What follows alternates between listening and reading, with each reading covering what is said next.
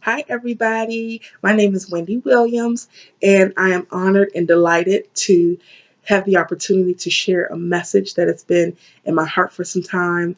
It's called UpRoot, Release, and Rise. It is a call for women to transform the way they have relationship with themselves and others in order to revolutionize their position and answer the call on their lives. Okay? So if you are interested in any of that, please stay tuned, listen carefully. I am going to explain each level of the Uproot, Release, and Rise model. And I'm going to take you through the processes of each after I define them. And that'll help you to move and navigate through them smoothly and be able to implement them in your life um, as needed, right? And so, at the end of this video, I will share with you the Windism.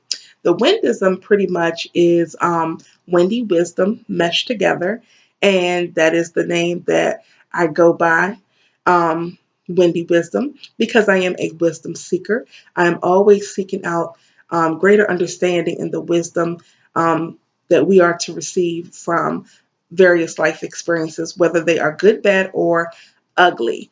There's something present in those experiences for us to receive something, whether it's a call for us to surrender something, to change something, to make an adjustment. I don't know. You have to seek and find what it is that the experiences or experience is present in your life to do. And so, a little bit about me. I am an agent of change. Again, I am a wisdom seeker. I always um, try to exalt wisdom, honor her, allow her to guide me, and I encourage and do the same to other people.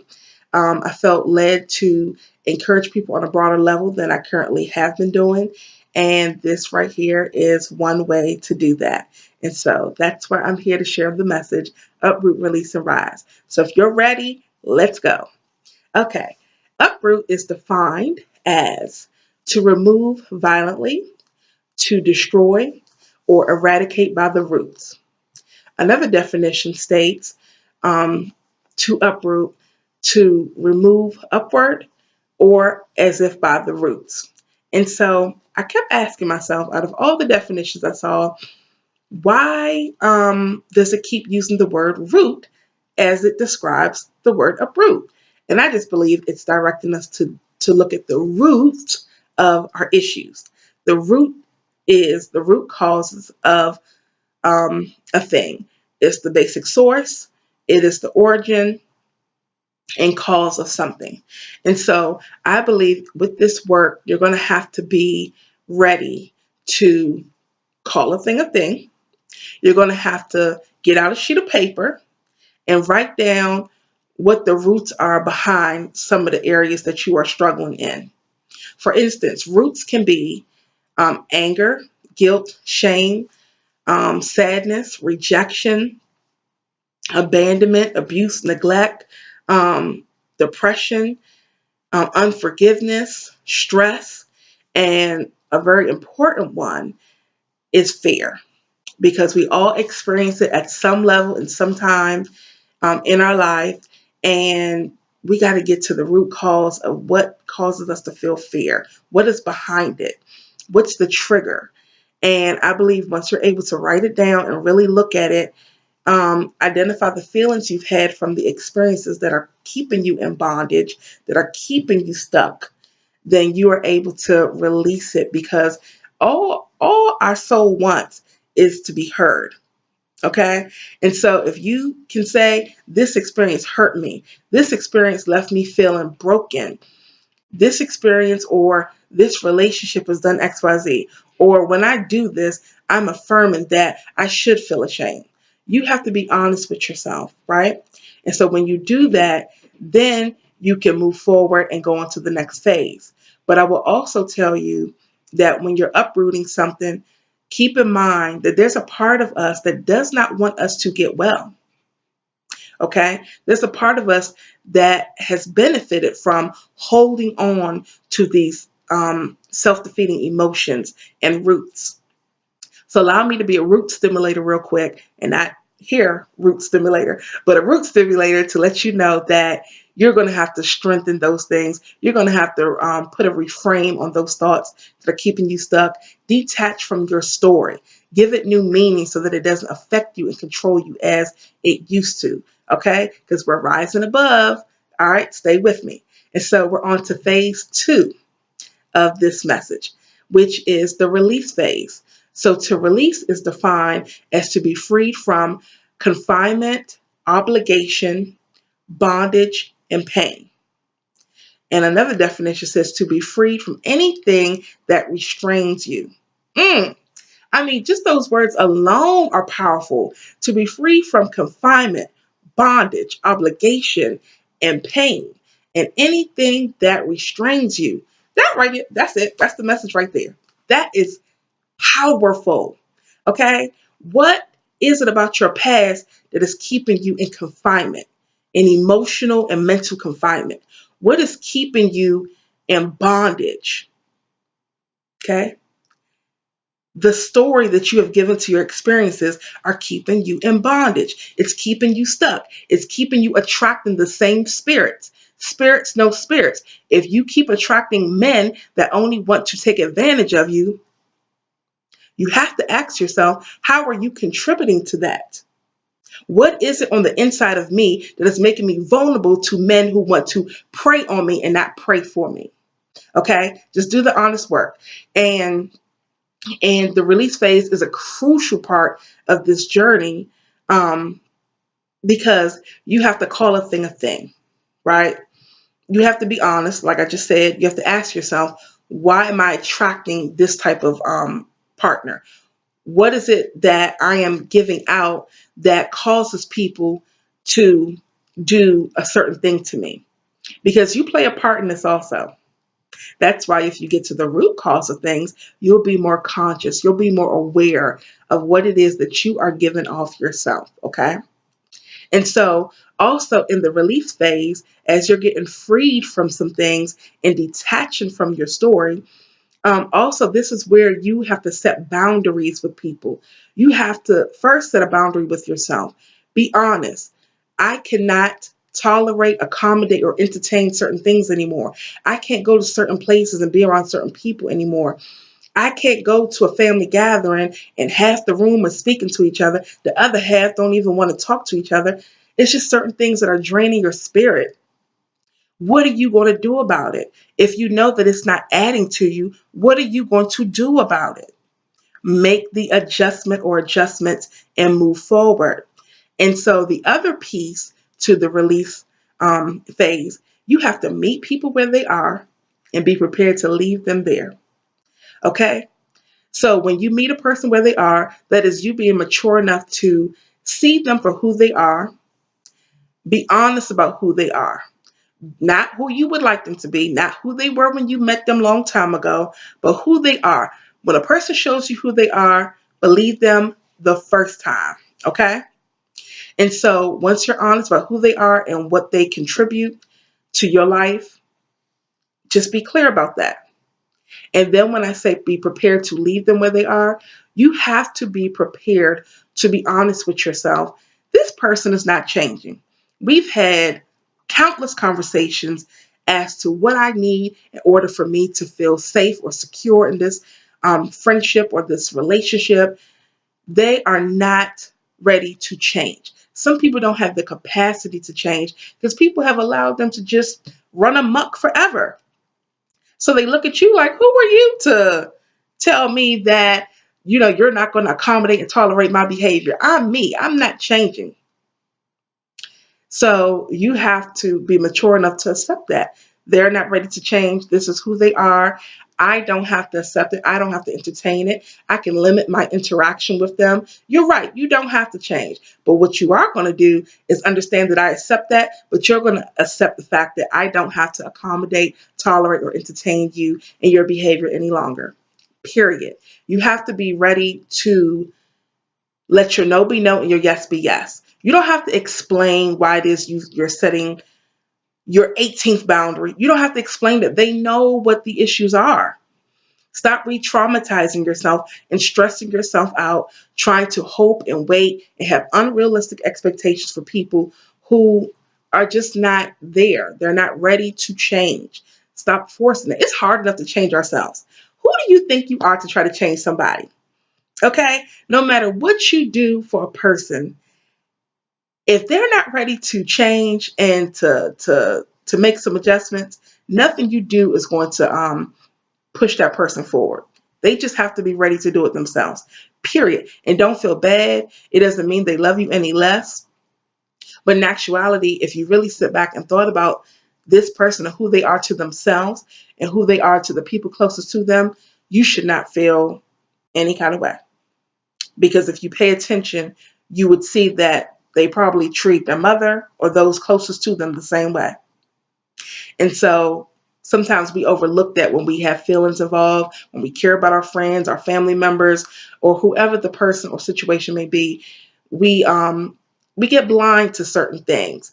But you'll know when it's time to release your attachment to a person, place, or thing when you are tired. And again, please do not villainize the person, place, or thing in order to take a stand and to set a boundary. You do not have to tear someone down or point out all they've done to you and all have I've been through this. Oh, I've been through that. You don't have to do that. It's not even necessary to state, okay? You don't have to villainize or demonize them. You call it what it is and you move forward. A lot of times people are not going to want you to change, okay? They're going to give you pushback. They may even talk about you. Even the ones who need you the most, I'm here to tell you from personal experience, they're going to talk about you. Okay, they talked about Jesus. They didn't listen to Jesus. And guess what? That is their problem if they don't want you to change. Either they're going to get with it or they're not. You don't have to stick around to wait to see if they're going to appreciate your change or not. You don't, because really that's their problem, right? Okay. And so let me just give you an example of how you have to set a boundary. So I have a girlfriend who at one point she's very headstrong, um, very independent and successful in her own right. She does not do well with the word no. If you tell her no, you have to be prepared to explain why you're giving her a no. That used to be so draining for me because I had other people in my life doing the same thing. And so I had to ask myself, well, why do people feel like I have to explain and do all these other things? I don't have to do that. So a few years ago I decided I'm going to stop. I had to set a boundary within myself and let me know that I don't have to do that. I can explain if I choose to, but I'm not obligated to explain myself to you or anyone else. And so when I started to let my friend know, no, I let my no be no and my yes be my yes. If I say no, that is what it is. I don't have to give you an explanation. I'm not a child.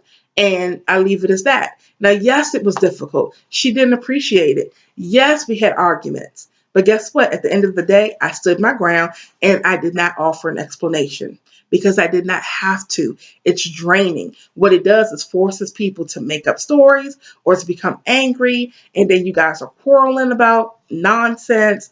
And so I decided I don't want to do that. I don't have to do it. And the crazy part is, even though she gave me pushback and, she did talk about me, have her little things to say about me, because no one really wants people to change, okay? People may say they want you to change, but really, they don't want you to change. So, in, in short, I started to see her do the same thing. So, she had people in her life that she was explaining herself to. She was accommodating foolishness. She had poor boundaries. And guess what? She had to go through a number of things and realize I have to set some boundaries with people. I don't have to explain myself anymore to people. And it's just so amazing to see the growth in her. and to see that she does it and she doesn't think twice about it. She doesn't allow people to guilt her anymore. She doesn't feel bad about saying no. She doesn't have to explain herself. She doesn't allow people to walk all over her. She lets her yes be yes and her no be no, and she releases any emotional attachment to people who don't have her best interest at heart. Period. So your liberation, ladies, is going to liberate other people to do the same thing. This work is never just about you, okay? Keep that in mind. And so the last phase is to rise. And so to rise is defined as to get up and rise up from a previous position or posture. And so at this level, you are going to experience a sense of peace when you think about a certain situation or the roots or the feelings that once caused you to be vexed in your spirit. You're going to have a sense of peace because you have um, given that story a new meaning. You've taken away the power and the grip that story has had on you and that has kept you in bondage. You have finally decided, I don't have to see this in that light anymore. I have the power to change it. And you did just that, right? So in this phase, you're going to have to create some I am statements to keep yourself motivated, to keep yourself maintaining your progress. A few I am statements really quickly. I am victorious. I am bold. I am confident.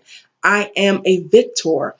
I am not broke. It's an affirming statement. I am not broke. I'm having a temporary cash flow problem. Okay. And and any other statements that can affirm you and edify you and to keep you maintaining your progress. And so the truth about the rise phase, just going to be honest with you guys, don't be surprised if you go backwards a little bit or if those old feelings start to come up and resurface. It's okay. You're human. It's going to happen. You have been flowing with a certain mindset for a long time. So don't think just because you do one exercise and implement a set of strategies, they're going to go away and disappear forever. Not at all. Not at all. So the good thing is you know how to uproot, release, and rise now. In the rise phase also, do not feel guilty about your progress. Don't ask for anyone's permission. Just own it. Be in it. Continue to encourage yourself. And when you're able to do that, then you'll be able to teach others to do it. Because again, this work is never just for you. Okay? And so that is the uproot, release, and rise message that I have for you guys. And so I chose this platform to speak to women because, again, we have a number of societal roles that we are managing on a daily basis. Women are more than 45% running their households independently. And so that means they're raising the children of our future. I believe that once we deal with our own things, we can better serve and train up a child in the way that they should go. Okay? And so, not saying that you're doing anything wrong, but let's be honest about the state of the children that you see in the community today. Okay? Also, how about the grown children that we are, the things that we're still struggling with? Know that your children are watching you. Know that your grandchildren are watching you. Know that maybe the neighbor's child who needs somebody to look up to, they're watching you. Okay? And so you just never know who's watching you and looking to you to motivate them, to be nurturing and kind to them, and to affirm them and love them unconditionally. You just never know. So once we take care of ourselves and have better relationship with ourselves, we'll be able to automatically do that with others, right? Okay, so the windism is this. So as you uproot, release, and rise, again, I believe that it is a call for women to transform the way they have relationship with themselves and others. I believe it's also directing us to intentionally plug into the wisdom from all of these experiences and to use it as power instead of pity. Okay? And let me tell you the key thing while we get stuck and we never get around to uprooting something and releasing it and just letting it go and walking into the new power that we have because we wish the bad experiences never happened. We wish it never happened. We want someone or something to magically erase it. I'm here to tell you, no one can do that. No one can erase what has happened to you, but you can put a reframe on it.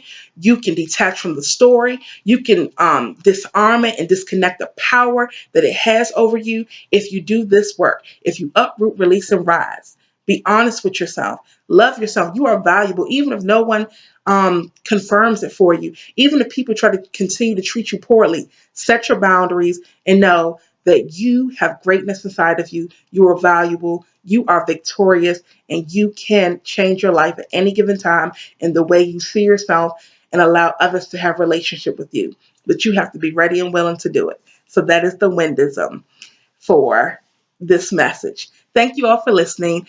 And for an additional bonus on how to uproot, release, and rise and to transform your life and your relationships, please visit my blog, wendywisdomblog.wordpress.com. Again, wendywisdomblog.wordpress.com. Thanks so much. Love you all.